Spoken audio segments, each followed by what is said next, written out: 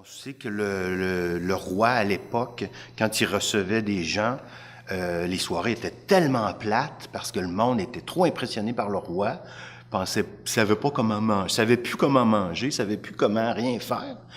Le roi, un moment donné, il a fait « on va s'approcher un petit bouffon.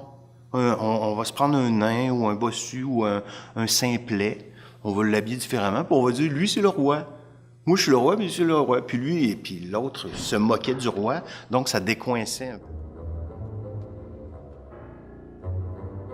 Parce que Jacques Lecoq, c'est un professeur français qui avait une école de mime. C'est lui qui aurait ressorti le bouffon. Lui s'est rendu compte dans les milieu des années 60 qu'il y avait un territoire de personnes qui ne croyaient à rien et qui se moquaient de tout. Et que là-dedans, il y avait et un mystère, et un grotesque, et une part de science, quelque chose de spirituel. Tu sais, on dit beaucoup que le bouffon vient de terre, et il veut être tragédien. Des fois, on fait du bouffon en attendant d'être tragédien, en attendant d'avoir l'ampleur du tragique. On n'est plus capable d'avoir cette ampleur-là du tragique. Fait on fait du bouffon en attendant parce que, il y a une petite joke, il y a un petit pet qui sort de temps en temps. Et lui, Lecoq, il s'est rendu compte que si deux personnes normales se bouffonnaient, si une moque l'autre, ça devient de la méchanceté.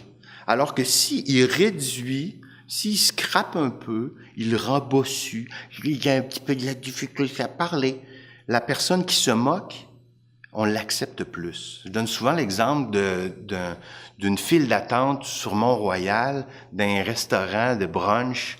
Tu sais, c'est le dimanche matin, il y a une ligne de 20 personnes qui attendent, puis à un moment donné, je vois un itinérant qui se met à engueuler le monde. « Hey, vous êtes donc ben cave, déjeuner, ça va vous coûter 30 pièces. » Puis il y a personne qui lui dit de se fermer la gueule.